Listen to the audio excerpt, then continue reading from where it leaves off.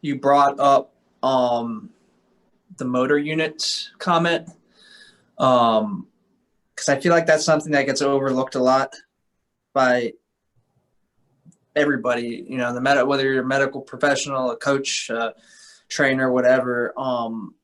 I don't know how much research there is out there on motor units, but I do feel like that's one of the biggest components in improving your performance is actually being able to your body learning how to more efficiently and fully use all the motor units in certain muscles, and even down to the molecular level of the acetylcholine at the neurotransmitter level, being able to recycle and be taken by the nerve cells and then put back out there again efficiently. I feel like that's probably one of the biggest things that you see in terms of efficiency, like sports efficiency, muscle efficiency, and improvement. For me personally, I've noticed a lot of times I will see dramatic performance increases, whether it's in the weight room lifting heavier weights or getting faster without actual muscle hypertrophy. And I think a lot of times that's my motor units actually becoming more efficient. There's that neuromuscular improvement a lot of times that you see prior to actually gaining any muscle mass. And so, I just feel like that's something that is really overlooked a lot, that we don't give that enough acknowledgement or look in the research. So I like that you brought that up, and I wish there was a way that personally I could look more into that, whether it's through research or not. Yeah, I mean, I don't know. Yeah, so I'm going to continue going down that path, right? So basically, when you look at, again, like physical therapy, like you're talking about, and then you've missed some of these lectures, right? So we've talked about that a little bit more, where you talk to your traditional physical therapist and you talk to them about an ACL rehab or something along those lines, anything physical therapy based, and they immediately start talking in the neuromuscular paradigm, right? Because that's the way we learn it. There's this neuromuscular component to neuromuscular re-education and whatnot. So then we head over to the strength and conditioning side, and you start talking to a physical therapist about it, and they immediately abandon the neuromuscular philosophy, and they go back into the structural hypertrophy and the VO2 max exercise physiology paradigm, right? American College of Sports Medicine type of thinking. And that was a big struggle for me early on. That's another reason why I ended up getting into the Marinovich system and all this sports muscle stuff, because it was the only system that I knew of and that I still believe that had that focus. It was a neuromuscular, neuromotor, motor programming focused training program, right? That looked at every aspect that we look at in physical therapy about how to improve motor, recruitment, right? And basically the same thing that you're talking about, from the physiological level to the synapses and your muscle recruitment, all of those things that go along with that. And that was why I jumped on board, because I wanted to see what it was about.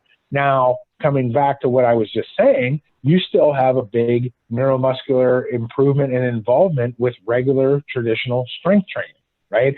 So we have to be careful. And this also comes down to what I was thinking about what you were saying. Everything's about syntax. Before you got on, our conversation was about timing, right?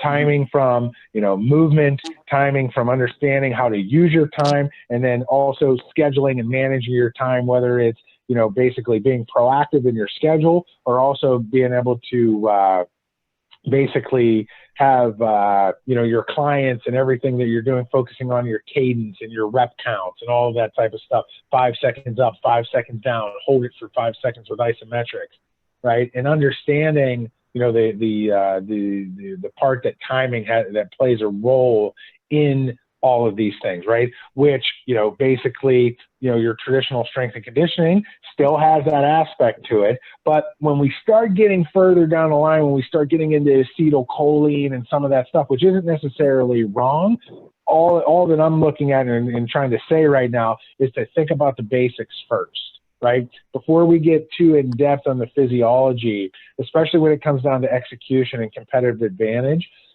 sometimes the best thing to think about is like, well, what if I didn't know anything about physiology, right? What would make sense, right? If we were all in a tribe, if it was if I'm watching what's the Walking Dead right now. You know, if we were the last tribe of people left, you know, we didn't really have, you know, all of this scientific knowledge behind us and everything, what would life bring to us? What would we experience? How would we see things, right? And what you would end up doing is moving from the less complex to the more complex as you go, right? So you want to still do that when you're looking at this stuff. So yeah, I mean, the cool part, Mike, this whole system that we use is really, really heavily based on that, and we'll be getting into that more and more as we continue to go. The system that you would really want to start looking into from that standpoint is PNF. You know, PNF was highly based on motor recruitment, right? And that's what, again, that's what I think you were on here when I was saying that recently, is that we're going to start covering that more.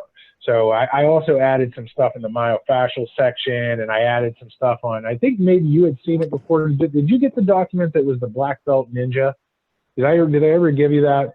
It has all the things about being altruistic and, you know, all these different things that it may be all like on my Revolution PT, like Google Drive. Right.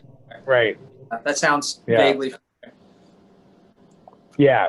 So, and I'm going to cover that here, you know, coming soon about those types of things as well. We're going to get more in depth with that stuff. So there's only more to come. But that's a great point, right? Because we should be putting that as a precedent, putting it as a primary concern, because it is primary. Yeah. What do you guys think about that? I guess first question would be, do you feel like that's something that we've covered a bit as we've been talking here?